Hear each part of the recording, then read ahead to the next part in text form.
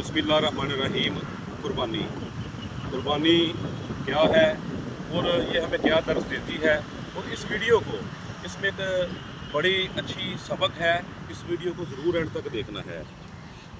एक मुतवसत तबके से तल्लक रखने वाले बाप के बारे में ये वीडियो है जो कुर्बानी नहीं कर सकता। उसकी बेटी उसको कहती है कि बाबा क्या इस ईद पे भी हमें गोश्त मिलेगा? वो कहता है हाँ ज़रूर मिलेगा। तो वो बेटी कहती है कि बाबा पिछली ईद पे तो हमें गोश्त नहीं मिला था। वो कहता है बेटा अल्लाह का शुक्र अदा करते हैं और अल्लाह पे शाकर रहते हैं, इंशाल्लाह इस ईद पे हमें गोश्त मिलेगा। ये बात करके ना वो शख्स, वो बाप नमाज़ पढ़ने के लिए चला गया। ईद की नमाज़ पढ़ के जब वो वापस आया ना, घंटा 2 घंटे गुजर गए, तो उसकी बीवी कहती है कि मैंने प्याज टमाटर वगैरह बना लिए हैं, तो गोश्त तो नहीं आया, आप जाए किसी से ले आए। तो कुछ लोग होते हैं वो सफ़ेद पोश होते हैं। वो कहता है अपनी बीवी को कि हमने कभी मांगा तो नहीं, किसी से मांगने तो नहीं गए, लेकिन वो मजबूरी के आलम में जो है ना चला जाता है औलाद की वजह से। वो एक घर में जाता है, जाके तो जो है ना उधर हमसाए डॉक्टर साहब थे कोई, उनके पास जाता है, जाके कहता है कि मुझे जो है ना कुर्बानी का गोश्त दे दें।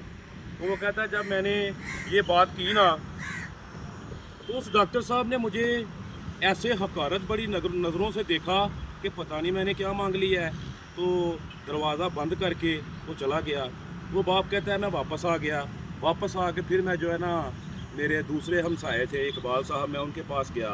मैंने उनको जाके कहा कि मुझे गोश्त दे दें। तो कहता है उसने बड़ी हकारत बड़ी नज़रों से देखा, अंदर गया और जाके थोड़ा सा गोश्त लेके आया।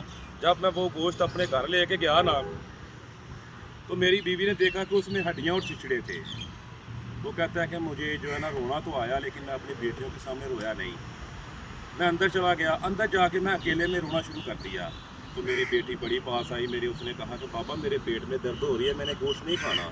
मेरी छोटी बेटी आई, उसने मुझे यही बात की कि पापा कोई बात नहीं, मेरा गोश्त खाने को दिल ही नहीं कर रहा। कहता है मुझे और रोना आ गया। वो कहता है कि इतनी देर थी कि दरवाजे पे दस्तक हुई और हमारे जो है ना एक हमसाया था वो आया, उसने 3-4 किलो गोश्त दिया। उसने कहा कि मैंने कुर्बानी तो नहीं की, लेकिन मुझे गोश्त ज़्यादा आ गया था तो मैं आपको देने के लिए आ गया हूँ। कहता है मैंने उसका बड़ा शुक्रिया अदा किया, अल्लाह का शुक्रिया अदा किया, हमने गोश्त बनाया। कहता है हमने गोश्त खाया तो जो है ना तूफ़ान आया, बारिश आई, लाइट चली गई। जब लाइट गई ना तो 2-3 दिन लाइट आई नहीं।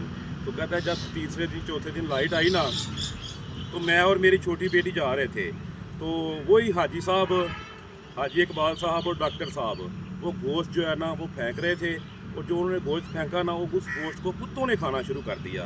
तो कहता है कि मैं और मेरी मेरी बेटी छोटी जब गुजरे ना, तो बेटी मुझे कहती है कि पापा ये गोश्त ये कुर्बानी क्या कुत्तों के लिए थी? तो कहता है कि वो हाजी साहब और वो डॉक्टर साहब देख के ना उन्होंने गर्दन झुका ली नीचे, और वो गर्दन झुका के चले गए। तो खुदारा जब आप कुर्बानी करते हैं ना, तो ख्याल करें कि गरीब, मस्कीन और बड़े ऐसे लोग हैं हमारे इर्द गिर्द जिनका हमें ख्याल करना चाहिए। ये नहीं कि कुर्बानी की है तो जिसने हमें 2 किलो दिया है उसको 3 किलो देना है। और भाई जिसने कुर्बानी की है ना उसके पास तो गोश्त है, लेकिन कुछ ऐसे भी सफ़ेद कुछ लोग होते हैं जो मांगने नहीं आते, उन तक गोश्त पहुंचाना चाहिए। यही हमारी ज़िम्मेदारी है, यही हमारी कुर्बानी है, यही हमारी अपना ईद है। और सरकार ने फरमाया कि बड़ी ईद वाला दिन जो है ना वो बड़ी अफजल तरीन दिन है।